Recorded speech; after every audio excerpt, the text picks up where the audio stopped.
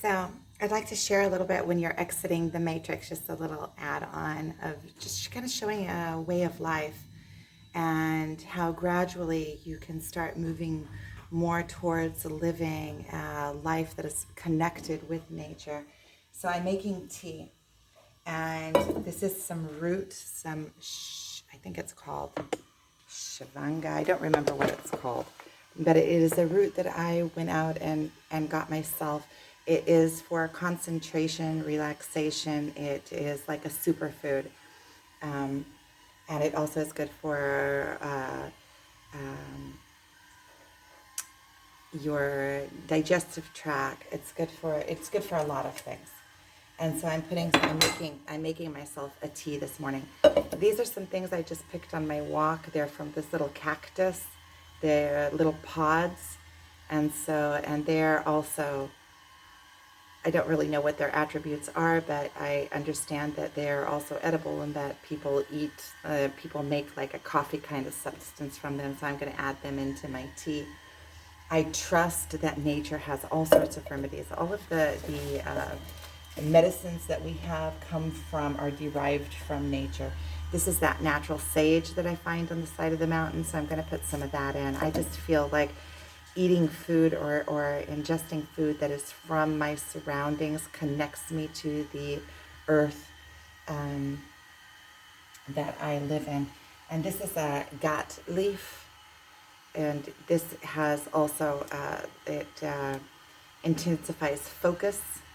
So I'm going to use quite a bit of this. I'm working on my site today, and I want to be able to be focused. So, and then out on the balcony, I grow gat. So, not gat, Louisa. So this is Louisa, and it is also has calming properties, and it tastes really nice. It has a really nice fragrance to it, and it is also good for the digestive system, and it's good for all sorts of other things. And so I'm going to be using that in my tea. This morning I picked some lemons from a tree that is along the side of the road to make my salad. I just want to show you an orange that I picked from my parents' tree. I picked pomegranates from the side of the mountain when I went on a hike with my daughter.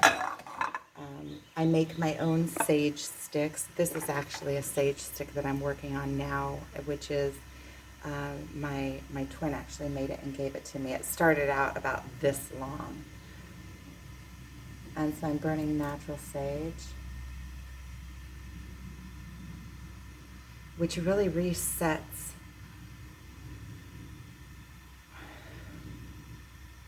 It's like it recenters you. You know, through our senses, we have access to our soul. Our senses are how we experience the world. So when you take, let's say something visual or a smell, you can really recenter yourself because it takes you out of the norm. It moves you. And I really do like a sweep, like a aura cleansing with it, and show you these are eggs that I collected from my parents' chickens, which I'm vegan, so, but I eat the eggs that are from the chickens. I also feed the eggs. I also take them. I have here next to the sink something that I always put scraps in, any kind of anything that the chickens will eat. Then I have it here. I drink water, I'll show you, from this pot, which is like bringing the water back into its original vibration. Water comes from the earth, and then it's like putting it in the earth, and it settles back into, because the pot, it's actually something my twin does. It is of natural clay that is local from Israel. And he works with a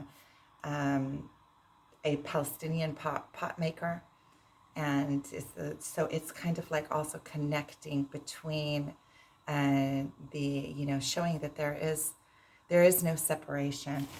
And I pick up dates. So these I collected yesterday. I still need to wash them. I just collected them from under a date tree. And they're wonderful dates. That's also like connecting back to the nature. This is water. All of my drinking water, I bring, well, most of my, lately, I've been bringing all of my drinking water from the natural spring over here. I just bring it in big tubs and put it into my pot. It kind of connects me back. It brings water that is live water. And it's the purest form of water. It's not like tap water that has gone through so much processing. Before that, I was putting tap water into the ceramic, not ceramic, the clay pot. And it re-purifies it. It brings it back into the vibration of the earth. Because water is an adaptive substance. It adapts. We are mostly made of water. Water, it adapts to its host. So if it's coming through the faucets and being shaken around and coming through all the system, and by the time you get it, it's traumatized. It has memory to it. The molecules have memory. And when you put it back into the clay pot, it sits there and it absorbs the vibration of the pot. What else can I show you? That I recycle plastic, like plastic bags. I don't throw away. I use them and reuse them and reuse them until they can't be used anymore. And so that is also part. I try to use as little plastic as I can. I still use it on some of my products, and that's something that I'm looking to start moving out. I'm making these clothes for myself out of linen. I went and got myself some linen fabric, and I'm testing out dyes. And so this is blackberries that I picked down at the Sea of Galilee. This is the color, and I think this is the color that I'm going to be using. And this is turmeric. I use turmeric to dye the cloth, and I'm going to be using, I think, turmeric and the blackberries. I tried another couple of things. I tried pomegranate, which didn't leave very much after washing it, and this other kind of berry that didn't leave really any stain on it after washed. It had a beautiful color, but no stain. I'm going to try to boil it with it, see if it'll leave stain. But it's really like coming back down into nature. I make my own, see this is, it's on a base of coconut oil. And this is what I use as like a facial for my face as a cream. I burn frankincense, natural frankincense. I also sell, that's one of my products, is frankincense. So I'll put a link to where you can purchase frankincense. Maybe I'll show you how I do the frankincense. So I take one of these little burners, and I have this clay pot that I found at Ancient Magdala. It's a bottom of it is actually the bottom of what would have been a pot. But I find it to be just the perfect burner, and I'm really, I love things like that I can find and then use. And so, and really, I'm lenient with myself. Really, I'm really lenient with myself. I do what I can where I can, and I understand that I was born into a civilization. I do as much as I can, but I also want to live an enjoyable life. I'm not hard with myself, so I do use plastic where I need to. I just lit it from the stove, so I use these little charcoals that are like nargila charcoals, and then I take the frankincense. And frankincense was also one of the incenses that was brought to Jesus when he was born by the three wise men, and it was worth more than gold in its weight. And so it has a really nice.